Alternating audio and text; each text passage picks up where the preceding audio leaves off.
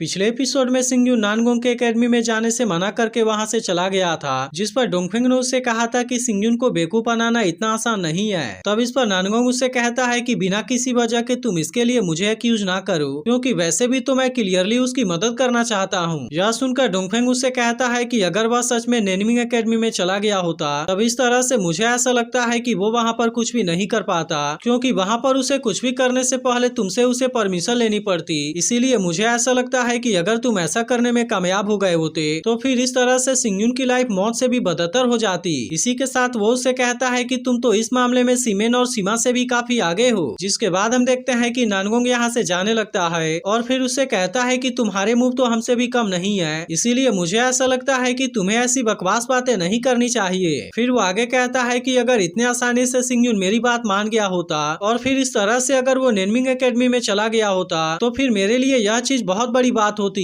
लेकिन फिर इसके बाद वो कहता है कि मैं तो इस तरह से सिंगयून का टेस्ट ले रहा था और मैंने उम्मीद नहीं किया था कि यह चीज काम करेगी। तब इस पर डोंगफेंग उससे कहता है कि उसका अचीवमेंट ऑर्डिनरी लोगों से काफी आगे है, जिसके वजह से मुझे ऐसा लगता है कि हमें इसके बारे में केयरफुल तरीके से हैंडल करना होगा। वहीं दूसरी तरफ हम देखते हैं कि सिंगयून लियू सियान से मिलने के लिए गया होता है, जिसके बारे में पता चलने पर लियू सियान भी काफी एक्साइटेड हो गई थी और वो दौड़ते हुए आकर तुरंत उसे अपने गले से लगा लेती है। इसी के साथ वो उससे कहती है कि क्या तुम ठीक हो, क्योंकि मुझे ऐसा लगता है कि 5 ग्रेड जीनियस ने तुम्हें बहुत ज्यादा परेशान किया होगा। लेकिन इसी के साथ वो उससे कहती है कि प्लीज तुम इसके लिए मुझे माफ कर दो, क्योंकि यह सब केवल मेरे वजह से हो रहा है। तब इस पर सिंगयून उससे कहता है कि तुम इसके बारे में बिल्कुल भी चिंता ना करो, क्योंकि वैसे भी तुम्हारे सिंगयून का सामना कर पाना इतना भी आसान बात नहीं है। इसी के साथ वो उससे कहता है कि सबसे पहले तुम कंपटीशन के ऊपर फोकस करो, क्योंकि अभी के लिए यही सबसे इम्पोर्टेंट है। तब यह सुनकर लियू सियान उससे कहती है कि उन्होंने तो 5 की उम्र से ही सुप्रीम एम्पर टेक्निक को प्रैक्टिस करना शुरू कर दिया था, इसीलिए उनका मार्शल आर्ट स्किल बहुत ही डीप है। लेकिन इसमें भी मुझे ऐसा लगता है कि उनमें से डोंगफेंग सबसे टैलेंटेड है, क्योंकि उसका स्वॉर्ड स्किल बहुत ही एक्स्ट्राऑर्डिनरी है। इसीलिए मुझे ऐसा लगता है कि अगर उससे मेरा सामना हुआ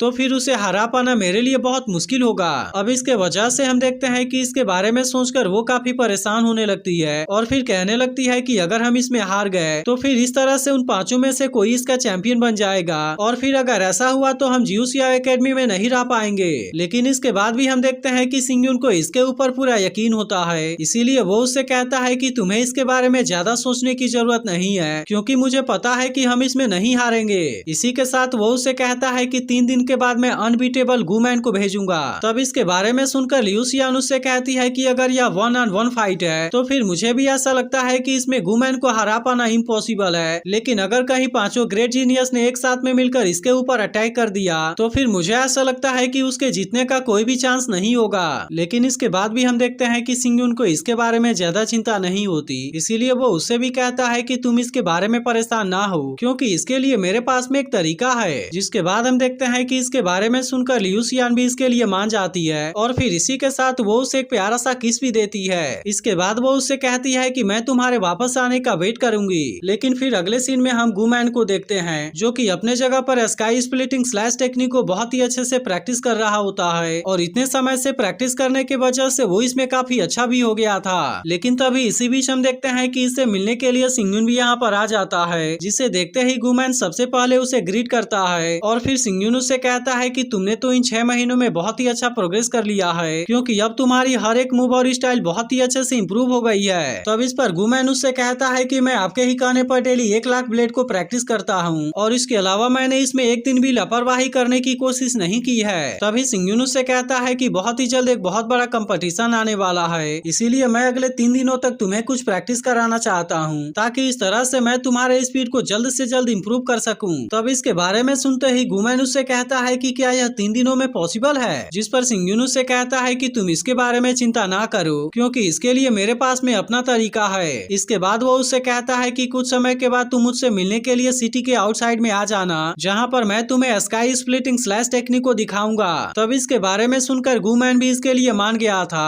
और फिर सिंगयून यहाँ से जाते हुए कहता है कि सीमेन और सीमा मेरे ऊपर अटैक करना चाहते हैं, लेकिन असल में मैं उनको इतने आसानी से अपने ऊपर अटैक करने का चांस नहीं दे सकता और इसीलिए मुझे भी ऐसा लगता है कि अब इसके बारे में कुछ करना पड़ेगा। वहीं दूसरी तरफ हम देखते हैं कि सीमेन का एक आदमी उससे मिलने के लिए आता है और फिर उससे कहता है कि सिंगयून अभी अभी सिटी से अकेले ही बाहर गया है। तब इसकी ऐसी बात सुनकर सीमेन उससे पूछता है कि क्या तुम इसके बारे में पूरी तरह से श्योर हो? जिस पर उसका आदमी कहता है कि हमारे जासूस उसके ऊपर नजर रख रहे थे और इसीलिए वे पूरी तरह से श्योर है कि वो अकेले ही यहाँ से बाहर गया है। तब यह सुनते ही सीमेन उससे कहता है कि उसके ऊपर अटैक करने के लिए कुछ मार्शल एम्पर को अरेंज करो, लेकिन इसी के साथ तुम याद रखना कि इसके बारे में कोई भी सबूत नहीं छूटना चाहिए। तब इसकी ऐसी बात सुनकर उसका ये आदमी यहाँ से जाने लगता है, लेकिन तभी सीमेन उससे कहता है कि तुम भी वहाँ पर जाना और अगर तुम्हें लगे कि वहाँ पर उनसे कोई गलती होने वाली है तो फिर ऐसे कंडीशन में तुम उनको भी पूरी तरह से क्लीन कर देना, क्योंकि मैं नहीं चाहता कि इसके बारे में कोई भी प्रॉब्लम होनी चाहिए। तब इसकी ऐसी बात मानकर उसका आदमी यहाँ से चला जाता है। जिसके बाद सीमेन कहता है कि अगर सिंगुन इस तरह के प्रॉब्लम का भी सामना नहीं कर सका तो फिर वह तो मुझे इस तरह से निराश कर देगा।